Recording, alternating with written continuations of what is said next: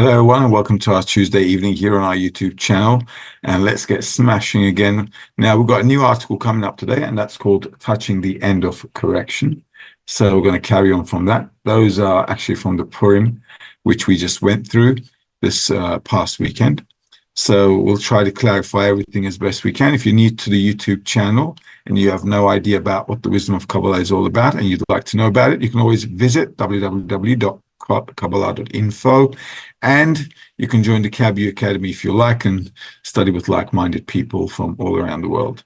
And there's somebody probably close nearby to where you are. So let's get started. These are a bit more excerpts for students who've been studying with us for a while. Nevertheless, though, what? We all good? Okay. But nevertheless, we have a question. We haven't started yet, but we have a question. Okay. Let's see what Patricia's got asking. I heard we cannot be in Lishma together in our 10.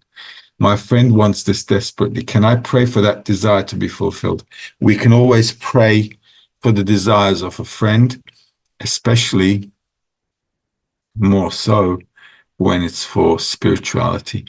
The reason it's like that is everybody's exertion requires their maximum.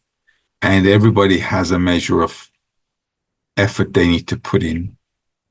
So everybody in the 10 attaining spirituality at the same time, it's difficult. Okay, it's difficult. All right, so that's why. But we're all going to get there. All right, we're all going to get there. That's the purpose of our life. And sooner or later, in life, there are some kids who are a little fast, right? They're fast when they're young and they're like bang, bang, bang. And there's some who blossom a little later. But when they blossom really nice. They come out with everything. Why? Because despite the fact that they were a little slower in the beginning, they've accumulated this richness, which you can see later on. All right? So nobody's left behind. The Creator is not going to leave anybody behind. But what is more important for all of us is to do our best and pray for the rest. Okay? So let's get smashing. All right, touching the end of correction. Let's read this Rabash article number 386. This is the day that the Lord has made. This is the day which the Lord has made. We will rejoice and be glad in it. This is the day means that this is called day and not something else. What is it when the Lord makes? It is that each one will attain that we will rejoice and be glad in it. In it means in the Creator, in adhesion with the Creator, which is called equivalence of form, which is that each and every one will understand that there is no greater joy than to bestow contentment upon one's Maker. This is what we hope for when the general public achieves this degree. It will be called the end of correction. See, we're all going to attain it. Even Rabash writes about it right now. Patricia, so there's no need for despair. Praying is always good, though. I'll tell you why praying is good. When a student of Kabbalah is praying, we're not praying, we pray a little differently. Okay. First of all, a prayer is an accumulation of the work that we've been doing inside. It's an outcome of our inner work. So it's not like, we're praying some empty words. It really comes with the emotion because you've put in the work. You're really kind of been chewing up the material. You're working with the 10. So a prayer is really a time when you're demanding, but you're also clarifying what you really want. And that's why it's called a prayer. Prayer is a lack. So it's a process of how an individual can actually clarify more and more what the true need is for spirituality. All right. And this is exactly what it's got here. This is the day which the Lord has made. We will rejoice and be glad in it. This is the day means that this is called day and not something else. Day, obviously, the time when we have the light. What is it when the Lord makes? It is that each one will attain, that we will rejoice and be glad in it. In it means in the Creator, in adhesion with the Creator, which is called equivalence of form, which is that each and everyone will understand that there is no greater joy than to bestow contentment upon one's Maker. This is what we hope for. When the general public achieves this degree, it will be called the end of correction. So on an individual basis, on a 10 basis, on a group basis, on a whole world clear basis, the only thing we're really hoping for is to come to a state where we can bestow to the Creator. And that's basically it. And when we do that, that's called adhesion. When we have a mutual relationship with the Creator with all our attributes. Excerpt number 2, this is from Baal Islam, Introduction to the Book of Zohar, item number 14. The end of the correction of the souls after the revival of the dead. At that time, the complete correction will come to the bodies. For then they will turn reception for themselves, which is the form of the body, to take on the form of pure bestowal, and they will become worthy of receiving for themselves all the delight, pleasure, and pleasantness in the thought of creation. And with all that, they will attain strong dvekut by the force of their equivalence of form with their Maker. So these are straight out the Zohar. We're practically studying Zohar right now. All right, so straight out the book, straight out the oven, as you can see, nice and hot and crispy. The end of the correction of the souls after the revival of the dead. So once we have to get to a certain level, which is all above our desire to receive for ourselves, then what we have to do is revive the dead. All right, what does that mean? It means I have to go back into those desires, wake them up, and then use them in order to bestow. And then what's going to happen? At that time, the complete correction will come to the bodies. Body is the desire to receive, right? So we're not talking about our meat. Body, this bag of protein, absolutely is not worth much. This is why it ends up dead, right? So body means the desire to receive. So what we're going to do with our desire to receive is to use it completely with everything we've got in it, just in order to bestow contentment to the Creator. And once we do that, then that will be, once it's the pure form of bestowal, then they will become worthy of receiving for themselves all the delight and pleasure and pleasantness in the thought of creation. So once we are able to use all our nature in bestowal, then this is exactly how we receive pleasure in life. This also is very logical. All right, this is very logical. If you look at life, where do you get pleasure? You get pleasure when you're around people you love. All right, this is where we get most pleasure from. You don't get a lot of pleasure from the things you buy because they're temporary, you know? So pleasures are always fleeting. But the pleasures that we always remember in our life, if you recall all the good things you lived in your life, they're all experiences of happiness when we're connected with other people. All right. And these are the memories that we keep. Now, we don't keep the memories of this beautiful shirt or, I don't know, this dress or hat you bought. You keep the memories of the connections with your good friends, with your loved ones. And they're the ones actually, those things, those moments of connection, they're the ones that leave an impression in you rather than all the physical stuff. And this is exactly where pleasure is. Pleasure is always felt in between people where there's love. So this is not something far-fetched. This is something the Creator also gives us an ability to feel while living in this life as well. He says, listen, you guys are pretty happy when you're in love. So I'm not asking for anything weird. All right. So the Creator is not telling us anything weird or unnatural here. When you guys are in love, you guys are having a great time. Well, why don't we do this all the time? All right. So this is the Creator's proposal.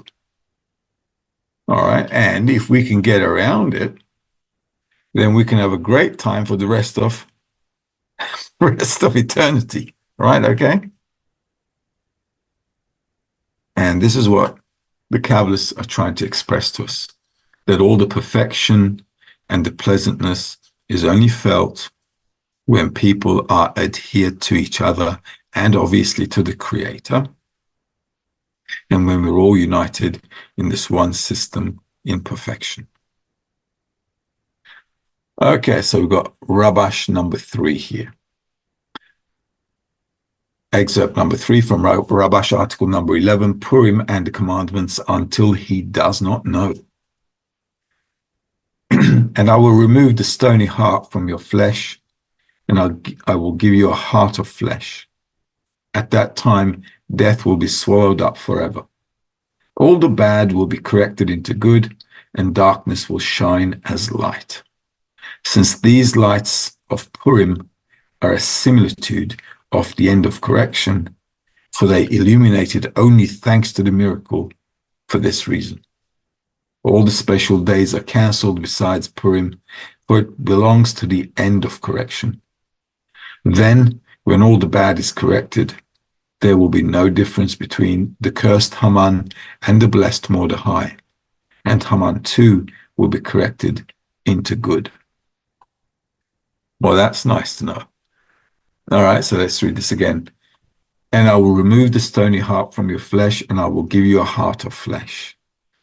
At that time, death will be swallowed up forever. All the bad will be corrected into good, and darkness will shine as light. So here's an important point that we all need to keep in mind, that we cannot correct ourselves, but the Creator can change us.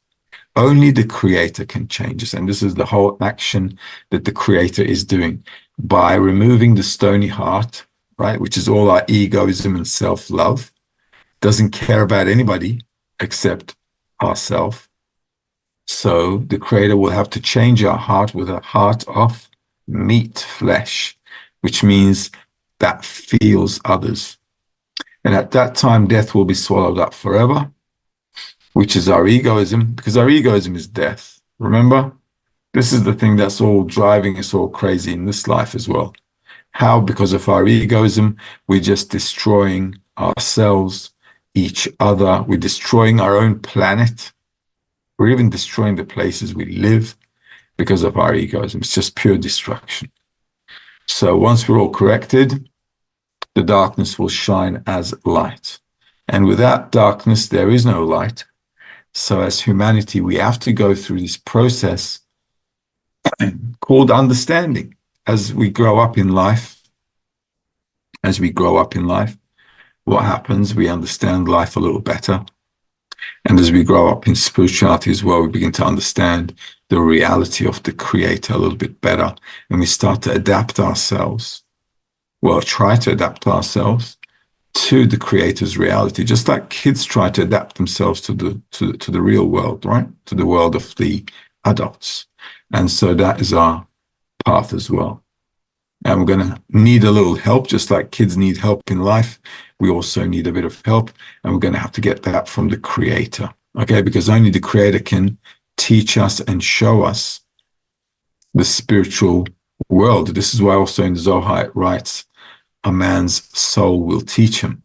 So until we attain spiritual perception, let's say, or a soul, as they say in the wisdom of Kabbalah, there's really nothing to talk about spirituality except our inspiration, our aspirations, and our will to attain a higher degree. So we're all working from that aspiration, but to really discover spirituality, and then we can start to learn from the Creator himself. Then when all the bad is corrected, there will be no difference. Oh, sorry. Just one more sentence up. Since these lights of Purim are similitude to the end of correction, for they illuminated only thanks to the miracle for this reason. So this miracle is that correction that we go through. Basically, every correction, there are a lot of miracles, right? There's the miracle of Egypt.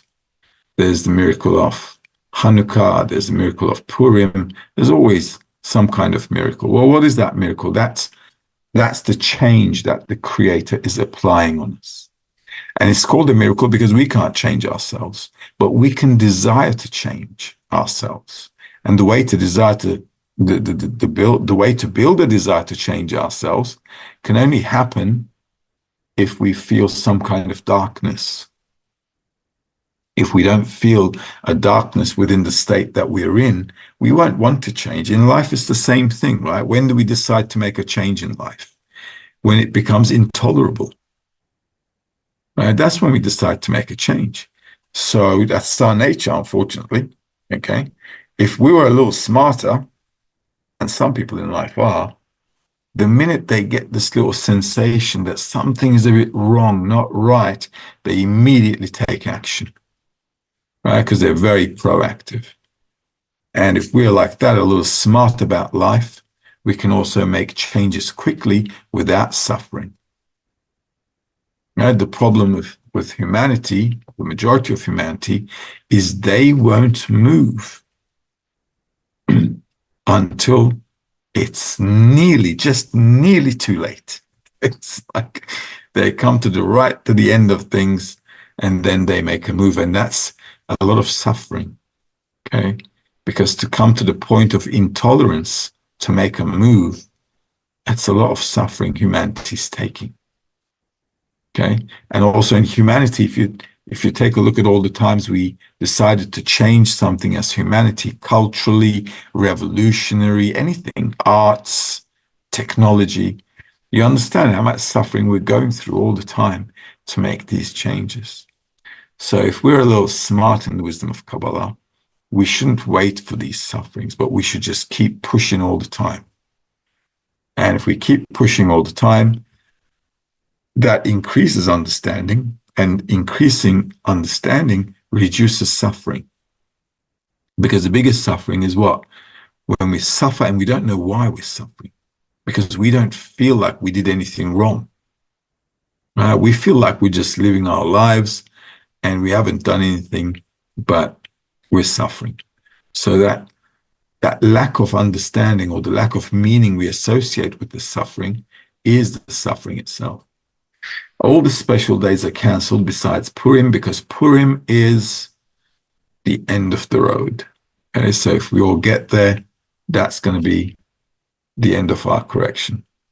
For it belongs to the end of correction, then when all the bad is corrected, there will be no difference between the cursed Haman and the blessed Mordechai, and Haman too will be corrected into good. So all our attributes will be corrected. Also, Purim is a great time when you can actually see that there was nothing bad in life. Purim is a great understanding that everything that we went through was only in order to bring us to some kind of perfection. So then when you look at the whole process of creation, you can't see anything bad. And that's the beauty about it. Because during the process, we always identify something with, bad. This is bad. That's bad. I feel bad. Everybody feels bad. We're all bad. Okay. So that's the situation, because we have ups and downs, right? And so upon the ups and downs, I have to build a new level and then raise myself to the next level. And it's always having to overcome things, which is really, sometimes tense for a person. Because you constantly have to overcome all the obstacles. But then you understand that the obstacles are exactly the reason for growth. So Purim is very, very important, very, very nice, obviously, because it brings the person to this nostalgic view of everything that he or she passed and went through. And then you can kind of embrace everything with an understanding of love and how the Creator did everything for you. Everything just for you. And that understanding is also a great part of the pleasure of being in adhesion with the Creator. Rightio, any dramas? There are. Okay. So Ingrid's asking how not to confuse material connection and spiritual connection. How does one do spiritual action? Well, spiritual action means I'm doing the act in the intention. When we're talking about corporeality or materialism, we're talking about acting from within the desire to receive. If I'm talking about spirituality, though, I'm talking about doing the act from bestowal. Therefore, the act in spirituality is more in the thought and the intention rather than the physical action. But corporeality, you should always remember, corporeality means from within the desire to receive. Okay? And in spirituality, we're always talking about the intention. Intention is the action in spirituality. How to discern between them? You can clarify it if you are working in a group because you can get feedback in a group. Even if you're not in spirituality, right? If you're in spirituality, you get immediate feedback. Okay, that's for sure, because you got the perception, the Creator is there, something you do bad, you know you're going to get slapped. Okay, it's just common sense in spirituality, like growing up in this life. Okay, if you stick your hand into the fire, you're going to get burnt. Common sense. You want to go ahead and do it, face the consequences. All right, and that's just how it is. So spirituality, everything is a bit more clear, despite the fact that in every degree you're going through confusions. But once you're in there, at least you got some kind of a balance. Now, before spirituality, we're out of whack. We don't know what's right, what's wrong. Okay, everybody's all over the place. So in order to keep a work, a meaningful, a senseful kind of attitude and approach to spirituality, I need an environment where I can get feedback from the things that I'm doing, right? So this is why we're going through all the articles. By applying the things, love of friends, supporting each other, being a good example, how to help each other, constantly trying to clarify what else we need to do to go to the next step, all the time going into the articles and trying to decipher what else we can do to move forward in spirituality, what else we have to add to the work, and so on and so on. So all this work allows me to get feedback within the group as we're all working on it together. And that feedback then allows me to clarify where I'm right, where I'm wrong, where I need to retune myself, where I need to say, well, this is completely wrong and I need to just put this aside and so on. Without other people, I don't have any feedback, because remember, spirituality is from the connection between us achieving a connection with the Creator. So in order for me to get somewhere with the Creator, I need to sort out this connection between us. So all the work, the feedback, everything analytical about my situation, what I need to do, what I did, was it right, wrong, blah, blah, blah, it has all got to be chewed up, digested, minced meated in with the group. Isake is asking, Rav mentioned in a scrutiny during the lesson that he realized that we need to work more in our tense. How do we work with these excerpts and concepts of the stony heart, Haman, Amalek, etc. in the 10? That's a nice question, and everybody should be focusing on this. We have to read them, and we have to discuss the material in terms of what we need to take from it to apply in our work. So when we read the articles, we shouldn't really worry about too much, about the philosophy of things. We shouldn't get into the philosophy. We should get into what we need to take from this material in order to clarify our inner situation. And also, more importantly, what we should be doing together in order to move forward a little higher. This is what we need to take from all the articles of Rabash and Baal Islam. What is he trying to tell us? What do I need to do with this article? How are we going to use this material between us to bestow to one another?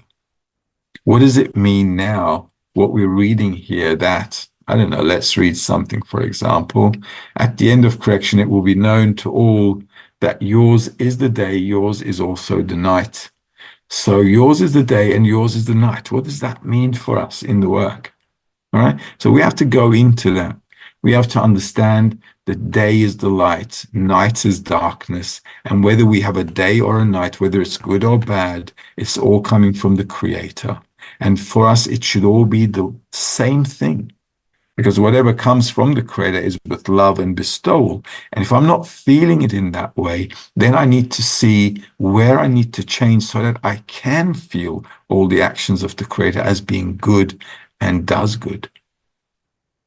All right, so we have to kind of like chew the material up in any way we can. We're not experts. We're starting out. The important thing is, no matter what our level is, from that level, we try and do something. Why? Because the more effort we exert, the more clarification we'll get as we grow up. And you have to understand, you don't have to be right. You just have to give it a shot. All right, and that's the important thing. You don't have to be right. You have to just give it a shot. Give it a shot again and again and again and again until we get there. All right. And if we all do it together, it'll be nice and easy and much fun. We've got another two questions. All right. Metahin's asking, what's the meaning of Kadosh Baruch Hu? Kadosh Baruch Hu is the creator. Kadosh Baruch Hu. Okay. Kadosh is holy, and Baruch also means holy. Holy of holies. All right. How's that? There's only the creator that's holy. Two things from the creator: his attitude towards us and his actions towards us. Love and bestow. Mahir is asking, during Purim, we've learnt about Haman and Mordechai from Rav. However, I didn't hear anything about, or that I may have missed, if it was explained about the hero Esther, who saved the Israeli nation. What is the position of Esther in the story or allegory? Well, Esther is concealment. All right, she is the desire. Mordechai is the intention, okay? And the king is the creator, and Haman is our evil side, right? So I've got the bad side, Haman. I've got the good side, Mordechai. I have a nice desire, it's Esther, and that's aimed to the creator, which is the king. All right? We're good, Mair. We're good. You coming to the Congress in May? Okay, good on you. Well done. All right, so we're moving on to, it's 8:30. We're moving to our Zohar lesson in the evening. All the best. Pleasure being with you every Tuesday, and we'll see you guys next time. Have a good night.